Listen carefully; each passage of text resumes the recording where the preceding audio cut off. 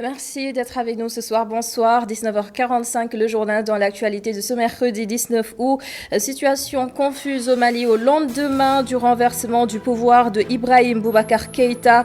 L'Union africaine annonce la suspension du Mali jusqu'à la restauration de l'ordre constitutionnel. Au moment où les soldats appellent à une transition politique civile en vue d'une nouvelle élection présidentielle, nous allons aussi faire connaissance avec les 3 colonels qui se sont emparés du pouvoir. Sans surprise, les Maliens vivant à Dakar expriment une impression de déjà-vu. La seule chose qu'ils semblent regretter, c'est la malgouvernance qui engouffre de plus en plus leur pays. Également au sommaire, le Sénégal relance son dialogue politique. Les travaux ont repris aujourd'hui après 5 mois de suspension. Au menu de cette première journée, l'audit du fichier électoral à Damassar nous fera le point dans quelques instants.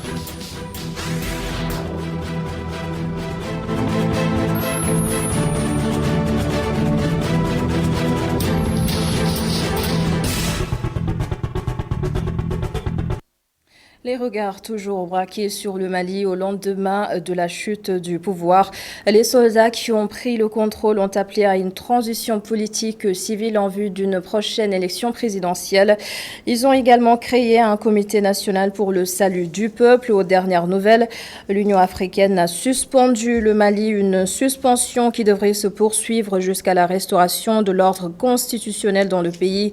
Le Conseil de sécurité de l'Union africaine exige également la libération de Ibeka et des autres membres du gouvernement toujours entre les mains de l'armée. Le Conseil de sécurité des Nations Unies s'est réuni en urgence à huis clos. C'est à la demande de la France et du Niger pour examiner justement la situation au Mali. La condamnation de ces actes n'a pas non plus tardé du côté de la CEDEAO et de l'Union européenne. 3 colonels de l'armée sont les artisans de la chute du pouvoir de Ibeka. Il s'agit des colonels Sadio Kamara, Malik Djaou et Ismaïla Ouagé. Leur portrait croisé signé Mamadou Gekassé. Tous des colonels, 3 frères d'armes artisans de la chute du président Ibrahim Boubacar Keïta et les conséquences qui en découlent. Démission du gouvernement et dissolution de l'hémicycle. Il s'agit de colonel Sadio Kamara, ex-directeur du Prytanée militaire de Kati. Né en 1979 dans cette ville, le colonel Sadio Kamara est sorti de l'école militaire interne armes de Kolikoro, MIA, major de sa promotion, avant de regagner le Grand Nord aux côtés du général El Hadji Gamou jusqu'en 2012. Encadreur chevronné de la garde nationale, il est apprécié par tous ses frères d'armes pour sa rigueur et son sérieux. Colonel Malik Djaou, d'autres cauchemars du régime Ibeka, un militaire au caractère inexpressif, regard froid. Colonel Djaou, pour faire court, il était et est jusqu'ici le chef d'état-major de la 3e région militaire de Kati, ville qui abrite la base militaire d'où est partie la mutinerie ou, si vous voulez, la situation confuse qui prévalait hier dans le pays et qui va renverser le pouvoir trop controversé pour se maintenir et qui, depuis début juin, était sur chaise éjectable. Le cerveau du coup d'état d'hier, mardi, revenait d'une formation en Russie. Il y a tout juste 15 jours, un timing suffisant pour lui de prendre part à la planification du coup d'état qui parachève le combat de l'opposition et du M5 RFP, Rassemblement des forces patriotiques. L'homme est un mystère pour ne pas dire mystérieux, car on sait trop peu de choses de lui. Considéré par d'aucuns comme le chef de la mutinerie au camp militaire de Kati, colonel Djaou est l'homme qui aurait donné l'ultimatum au chef de l'État de quitter le pouvoir avant 14 heures. Le troisième est encore plus méconnu. Le militaire n'a même pas une photo digne de son nom sur la toile. Lui, c'est le colonel-major Ismaïla Ouagé. Tout ce que l'on sait de lui, c'est qu'il est le chef d'état-major adjoint de l'armée de l'air malienne, mais aussi et surtout qu'il est celui qui a lu le communiqué du Conseil national pour le salut du peuple, organisation mise en place pour assurer la transition dans le pays. La réaction de la communauté malienne vivante au Sénégal, de la désolation certes, mais plus encore une impression de déjà-vu. Ces Maliens estiment que leur pays a définitivement sombré dans une malgouvernance absolue. Aïssatou Diak les a rencontrés dans les rues de Dakar. Rue Floris, un sentiment de tristesse se lit sur le visage des Maliens après le coup d'État qui a secoué leur capitale. Situation, je ne peux pas tellement me prononcer, mais ça ne me plaît pas. Mon souhait était qu'ils s'assoient, ils font le dialogue, ils s'entendent. C'était la meilleure des solutions. Parce que le coup d'État peut amener beaucoup de problèmes. Parce que supposons que c'est le coup d'État de 2013 qui nous a conduit au coup d'État de 2020. Donc on prie Dieu pour que la paix règne au Mali. On prie Dieu pour qu'il y ait la paix. Donc ça, on ne le souhaitait pas. Même si le président doit partir, il pouvait faire une autre manière. Ce monsieur est très inquiet de la situation qui prévaut dans son pays. Il craint même le pire. Bon, nos membres de famille qui sont au Mali, bon, je ne suis pas tellement rassuré. Parce que déjà le pays est en crise, donc il y a une autre crise qui vient s'ajouter. Bon, je pense qu'ils vont bien, mais je n'ai pas eu une nouvelle, mais je pense qu'ils vont bien. Est-ce qu'il n'y aura pas un autre coup d'État? Ce commerçant trouve que cette situation aurait pu être évitée. Il prie pour que la stabilité revienne dans les plus brefs délais. Bon, la situation qui s'est créée chez nous est très déplorable parce que, d'accord, il y a bien vrai, il y a un problème au niveau de la population. On voit que la population s'est révoltée et que ça ne va pas. On parle de corruption, tout ça. Bon, mais moi, à mon avis, que le problème, ça devait être réglé autrement que par le coup de force. Parce que bon, notre pays, c'est un pays continental. Alors, donc, nous, tout ce que nous en créons, ce sont les embargos, les blocages. Tout ce que nous, on déplore, c'est cette situation. Bon, ce matin, quand j'ai entendu aussi les nouvelles autorités dire que les frontières terrestres et aériennes sont fermées, il y a un couvre-feu de 21h à 5h du matin. J'espère que la raison plaidera pour que cette situation soit réglée au plus vite. Les Maliens constituent une importante communauté au Sénégal. Ces ressortissants maliens attribuent la situation à la malgouvernance. L'actualité au Sénégal à présent, la commission politique du dialogue national a repris ses travaux aujourd'hui, suspendus depuis le 23 mars dernier en raison de la pandémie. Et pour cette première journée de retrouvailles, l'audit du fichier électoral était au cœur des revendications portées par l'opposition et le pôle des non-alignés. Adam Assar et Moussa Fall, compte rendu. Après quelques mois de pause liée à la pandémie de Covid-19, la commission politique du dialogue national reprend ses travaux. À l'issue de ces travaux, un rapport sera remis au président de la République dès lundi. Déjà, nous avons fait un rapport d'étape destiné au président de la République qui va être adopté à partir du lundi. Déjà, le draft existe. Nous allons amender ce draft-là. Il va être envoyé déjà à partir du lundi au président de la République par le biais donc, du président du dialogue national, le président Famara Ibrahima Sagna.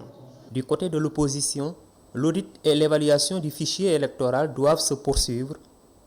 Selon leur représentante, c'est le seul gage pour des élections libres et transparentes. L'audit et l'évaluation du fichier électoral doivent se poursuivre parce que c'était un préalable. L'opposition tient à ce que ces points-là soient visités, mis en œuvre et donc qu'on ait des conclusions par rapport au fichier que nous avons actuellement, le fichier électoral, et par rapport au processus électoral depuis 2016 jusqu'en 2019. Cette même préoccupation est partagée par le pôle des non-alignés. La classe politique est d'accord que le processus actuel et l'état actuel du fichier sont tels que si nous voulons aller à des élections libres, démocratiques, transparentes, autour d'un fichier ou d'un code électoral consensuel, il nous faut nécessairement réaliser ces deux actions.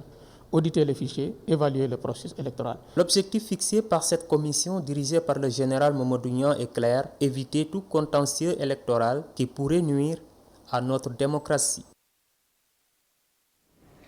Adam Assar, cela fait près d'1 mois que les travailleurs de la justice se sont mis en grève. À ces mouvements d'humeur s'ajoute la démission du premier président de la cour d'appel de Kaolack, le magistrat Ousmane Kane. L'analyse d'un consultant juridique, Elhadj Amat Thiaw, pense qu'il faut correctement appliquer les textes et éviter de gérer les humeurs et les carrières. Il était l'invité de Malik Cissé dans Kenouas Kanui sur ITV. Regardez. Toute démission a des motifs et a des conséquences. Au regard de sa lettre, au regard des motivations qu'il a décrites dans sa lettre, on peut dire qu'il y a un problème. Et je pense que cette démission-là va faire une tache d'huile et n'est pas sans effet au regard de l'opinion publique et au regard même de la magistrature. La justice, c'est le dernier rempart contre l'illégalité et l'injustice. Quand la justice a mal, quasiment la société a mal et est malade parce que les gens ont peur. Parce que nous avons tous, quand nous sentons nos droits sont violés, nous faisons tous recours à la justice. Bon, si cette justice-là a des problèmes de fonctionnement ou des problèmes à son sein, nous avons des raisons d'avoir peur. Ça, il y a un problème de casting, il me semble, et des problèmes de fonctionnement et un problème c'est-à-dire on n'applique pas les règles. Je pense que les règles au Sénégal, on a de très bons textes, on a de très bonnes lois, mais je pense que si on applique bien les textes et les lois, je pense que la situation, on peut se décanter. Mais si on gère des carrières ou des intellectuels par l'humeur ou par le favoritisme ou par le népotisme, là, on bute toujours sur des obstacles et voilà les conséquences que nous visons aujourd'hui. Une note éducation dans ce journal, l'examen du certificat de fin d'études élémentaires CFE et le concours d'entrée en 6e démarrent demain dans tout le Sénégal. Bien sûr, des changements dans l'organisation vu le contexte de crise sanitaire. Le ministre de l'Éducation nationale, Mamadou Talla, a fait le point sur les dispositifs sanitaires prévus. Babacar Seck pour les détails. 285 812 inscrits vont plancher jeudi 20 et vendredi 21 sur les épreuves de l'examen du CFE et du concours d'entrée en 6e. Dans ce contexte de crise sanitaire, d'importantes mesures ont été prises. Sur le plan pédagogique et sanitaire, pour le respect strict des mesures barrières et pour répondre aussi aux exigences particulières liées au contexte de la pandémie Covid-19. Un appui supplémentaire en produits divers tels que masques, produits antiseptiques, thermoflash, a été également mis à la disposition des inspecteurs d'académie pour le respect du protocole sanitaire. Dans chaque centre d'examen, il a été mis en place un comité de veille et d'alerte pour la prise en charge d'éventuels cas suspects. Des innovations ont été apportées à l'organisation de l'examen, précise le ministre. Ainsi, certaines activités qui se déroulaient dans les inspections d'académie après l'administration des épreuves ont été délocalisées. Elles se tiendront dans les inspections d'éducation et de la formation IF sous la coordination évidemment de l'inspecteur d'académie. Une telle mesure permet d'éviter de regrouper un nombre important d'agents pour une durée relativement longue. Le ministre de l'Éducation est revenu sur les chiffres pour le brevet de fin d'études moyennes prévu le 14 septembre. Pour cet examen, 177 434 candidats sont inscrits. Ces effectifs sont répartis dans 1084 centres et 1212 jurys. Une session de remplacement est prévue à partir du 15 octobre 2020 dans un centre unique à Dakar. Le ministre a appelé les enseignants, les administrations territoriales, les collectivités territoriales ainsi que les parents d'élèves à une synergie d'action pour un bon déroulement des examens. Et les écoles du département de Pikine ont été désinfectées par les éléments du service d'hygiène. D'après notre correspondant Mamadou Lamine Fati, tout ou presque tout est au point pour le bon déroulement de ces épreuves. Son reportage. Le mouvement Action investit les écoles de Pékin pour désinfecter les salles de classe, en prélude aux examens d'entrée en 6e et du CFE. Une démarche dans le cadre de la prévention contre le coronavirus. Dans la prévention, il y a deux étapes. Il y a deux types de prévention. Il y a ce qu'on appelle la prévention individuelle et il y a la prévention collective. Le fait de donner des kits scolaires aux élèves font partie, en tout cas, cet élément fait partie de la prévention individuelle. Le fait de donner des gels, des masques, c'est la prévention individuelle. Mais quand il s'agit de désinfection des écoles, c'est la prévention collective qui permettra profondément, en tout cas réellement, de barrer la route à ce virus-là. Ce que nous faisons, c'est ce que chaque citoyen doit faire. Peut-être que c'est à un niveau beaucoup plus important, mais je suis persuadé que chacun d'entre vous le fait. Et c'est pourquoi j'en appelle à la clairvoyance et à la volonté de tous les Sénégalais de dire que les examens ont démarré et vont évaluer, mais il y a d'autres examens qui vont venir. Il faudrait que chacun puisse dire qu'il a son mot à dire, il a son geste à faire.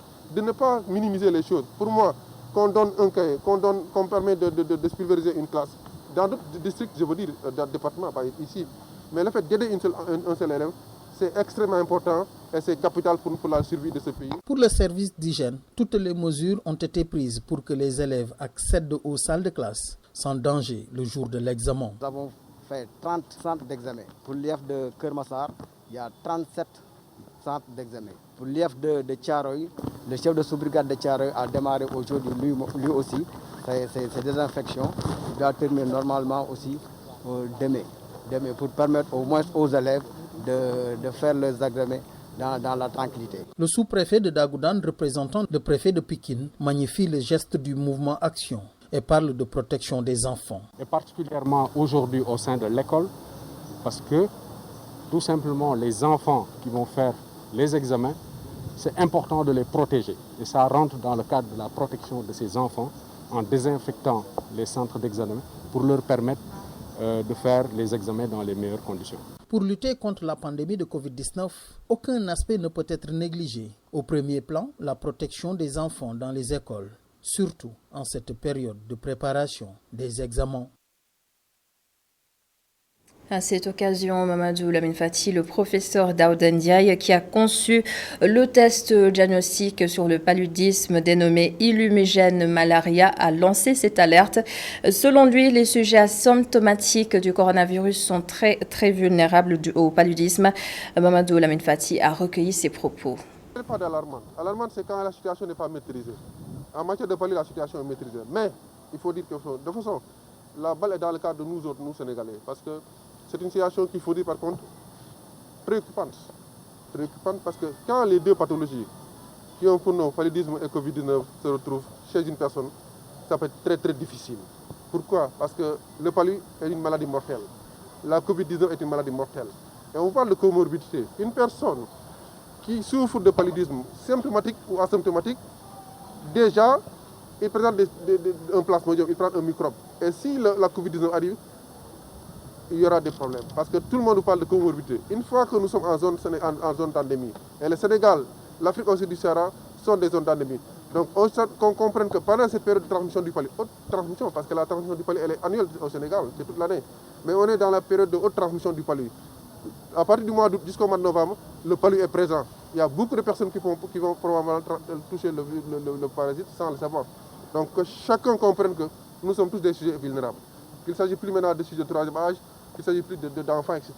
Chaque personne qui porterait un parasite dans son sang, qui développe ou pas la maladie et qui se retrouve touché par le Covid-19, reste une personne très vulnérable par rapport à la situation épidémiologique et par service en tant que... Pendant ce temps, le bilan du jour se résume en ces chiffres. 141 nouvelles contaminations, dont 83 issues de la transmission communautaire. 2 décès supplémentaires. Le point du jour avec Dr Mamadou Ndiaye, directeur de la prévention. Sur 1463 tests réalisés, 141 sont revenus positifs, soit un taux de positivité de 9,64%. Les cas positifs sont répartis comme suit. 58 cas contacts suivis par nos services et 83 cas issus de la transmission communautaire répartis entre les communes ou quartiers suivants. Kolda en a 10, Ziguinchor en a 10, Kédougou en a 9, Kaolack 5, Guédiawaye 4, Saint-Louis 4, Thiès 4, Tivaouane 4, Popenguine 3, Diouloulou 2, Les Maristes 2, Ouest Foire 2, Richard Toll 2, Rufisque 2, Sacré-Cœur 2, Touba 2, Yeumbeul 2, Bounkiling 1, Guinguinéo 1, Liberté 5 1, Liberté 6 1, Mbao 1, Mbour 1, Médina 1, Mermoz 1, Ndofane 1, Ngor 1, Ouakam 1, Parcelles Assainies 1, Point E 1 et Yoff 1. 110 patients hospitalisés ont été contrôlés négatifs et déclarés guéris. 43 cas graves sont pris en charge dans nos services de réanimation. 2 décès ont été enregistrés ce mardi 18 août 2020. L'état des autres patients hospitalisés est jugé stable. L'invité de la matinale de e-Radio ce mercredi, le colonel Abdoulaye Ndiaye de la Brigade nationale des sapeurs-pompiers, interpellé sur les incendies dans les marchés. Le dernier en date samedi à Kaolack, le colonel Ndiaye déplore les encombrements et l'insécurité saisissante dans ces lieux populaires. Nous l'écoutons. Nous rencontrons beaucoup de difficultés. Alors, l'une des premières, c'est d'abord l'encombrement des marchés, qui ne nous permet pas vraiment de progresser comme il le faut pour pouvoir atteindre donc, la base des flammes. Déjà, pour prendre justement le cas de Kaolack, l'engin ne pouvait même pas arriver au marché, tellement les rues étaient encombrées. Le problème, un autre, c'est que dans les marchés, il n'y a pas de surveillance. Les feux se passent généralement la nuit. Et il faut que ça atteigne une certaine ampleur pour que les gens se rendent compte. Parce que la nuit, il n'y a personne. Or, s'il y avait un service de surveillance dans le marché qui fait des rondes, on pourrait détecter les feux très tôt. Et en ce moment, ce même service pourrait déjà, en utilisant les moyens, à condition bien sûr que le marché aussi ait des moyens sur place, donc commencer à attaquer précocement le feu en attendant l'arrivée des sapeurs-pompiers. Tout ça, donc ça va réduire le temps que les sapeurs-pompiers mettent. Mais le gros souci que nous rencontrons, c'est vraiment l'eau. L'absence de ressources en eau. Et ça, c'est pratiquement dans la plupart des marchés. Il n'y a pas de bouche d'incendie, ni de poteau d'incendie. Et qu'est-ce que ça fait? Un engin qui contient 5000 litres d'eau et qui, en pompant, sort 1000 litres à la minute. Ça veut dire qu'en 5 minutes, l'eau est terminée. Il faut que cet engin arrête et va chercher de l'eau ailleurs. Même si la bouche se trouve à 200 mètres, 300 mètres, c'est déjà une perte de temps. Donc il faudrait que la bouche soit sur place. Et dans le reste de l'actualité, aujourd'hui, c'est la journée mondiale de la photographie. Depuis l'avènement des smartphones, nous prenons des clichés avec nos téléphones. Nous sauvegardons nos souvenirs grâce à des outils modernes. Ces avancées technologiques ont-elles engendré le déclin de l'album photo de famille? Ça va se savoir avec Nancy Diouf, c'est le reportage du soir. 17h dans les rues de Grand Dakar, un des quartiers des plus populeux de la capitale sénégalaise. Traditionnellement, les photographies sont conservées dans les albums que l'on présentait aux hôtes. Cette tradition a-t-elle survécu au numérique? De photographe à gardien d'école, cet homme a abandonné le métier à contre-cœur.